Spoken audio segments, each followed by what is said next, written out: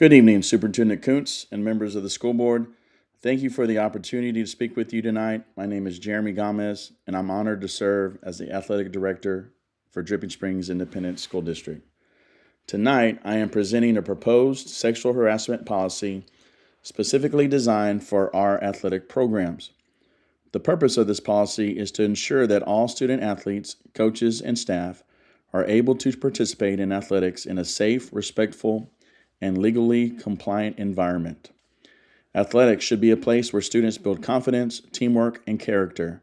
However, without clear expectations and protections in place, these environments can also present unique risk.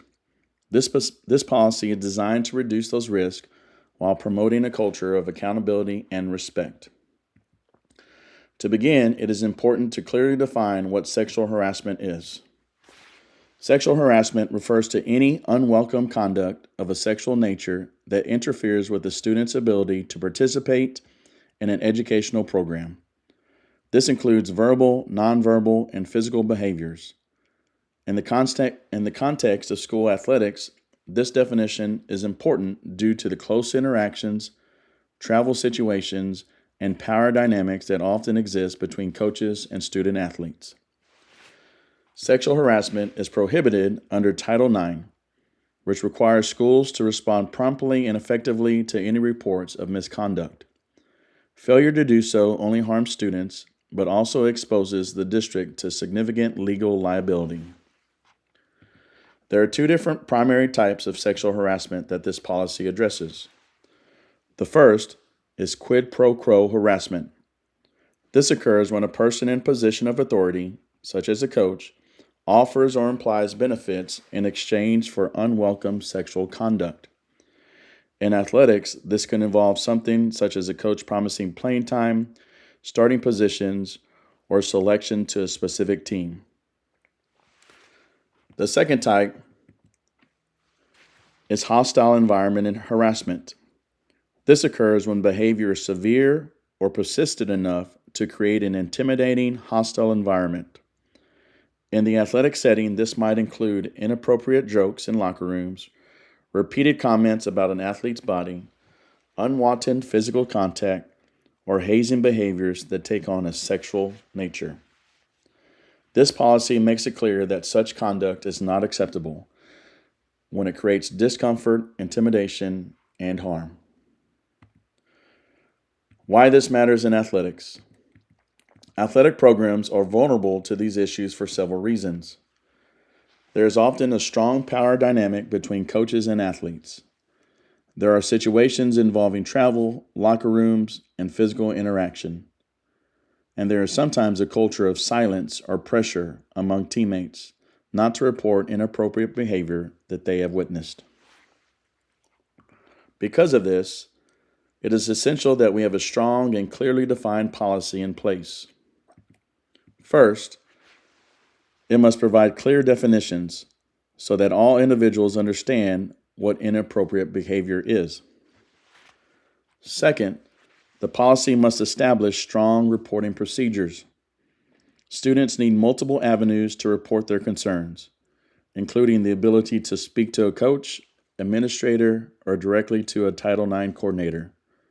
Anonymous reporting options should also be available to reduce the fear of coming forward. Third, there must be a commitment to immediate and appropriate response. Reports should be taken seriously and addressed promptly through fair and an impartial investigation process. Fourth, the policy must include protection against retaliation. Students and staff must feel safe reporting their concerns without fear of negative consequences. Fifth, ongoing training and education are essential. Coaches, staff, and student athletes all need to understand the expectations, boundaries, and how to recognize and report any sexual misconduct. And finally, consistent enforcement is critical. A policy is only effective if violations are addressed in a fair and consistent manner. With these components in mind, I would like to outline some of the key elements of this proposed policy. This policy established a zero-tolerance stance on sexual harassment. It applies to all student athletes, coaches, staff members, and even volunteers. The policy covers conduct that occurs not only on school property, but also during athletic events, team travel, and any school-sponsored activity. This ensures that students are protected in all athletic area environments. All staff members are designated as mandatory reporters. This means that any coach or staff member who becomes aware of potential sexual harassment is required to report the inappropriate behavior. Reporting and investigation. This policy outlines a clear reporting and investigation process. Students can report their concerns through multiple channels, such as a coach, school administrator, or directly to the Title IX coordinator. Students can also submit their concerns through the anonymous Tiger tip line.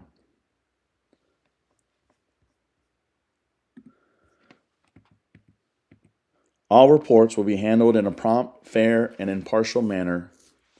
Confidentiality will be maintained to the extent possible while still allowing for a thorough investigation. In addition, the policy strictly prohibits retaliation against any individuals who reports the misconduct or participates in the investigation. Consequences. Disciplinary actions for violations may include termination of employment, removal from the team, suspension, or other consequences in accordance with district policies. For student athletes, disciplinary action will follow the athletic discipline matrix. Students will first receive disciplinary action from the school administration, such as in-school suspension, out-of-school suspension, or alternative educational placement, or DAEP. This decision will determine the level of disciplinary action in the athletic discipline matrix. Consequences could include suspension from extracurricular activities or even removal from the athletic program. Because participation in athletics is a privilege, student athletes are held to a higher standard of conduct and subject to disciplinary actions that may exceed those of non-athletes. All consequences are necessary to ensure accountability and to reinforce the seriousness of these violations.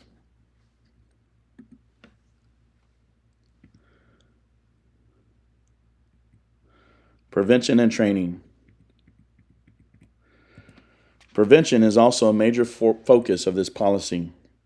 Annual trainings will be required for all coaches and athletic staff, and age-appropriate education will be provided to the student athletes. This proactive approach helps create awareness and reduces the likelihood of incidents occurring in the first place. In conclusion, this proposed sexual harassment policy is designed to protect students, support staff, and ensure compliance with federal law. More importantly, it promotes a culture in which all individuals are treated with dignity and respect. Athletics should be a positive and empowering experience for every student. By adopting this policy, we take an important step toward ensuring that our programs reflect those values. Thank you for your time and your consideration, and I would be happy to answer any questions that you may have.